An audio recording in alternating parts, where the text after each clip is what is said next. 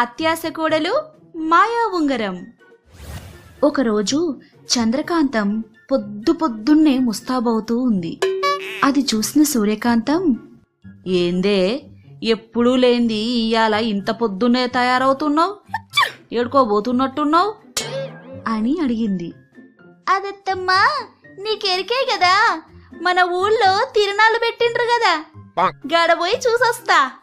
తిరణాలు చూడ్డానికా లేక ఎప్పట్లెక్క అందులో ఆటలాడ్డానికా?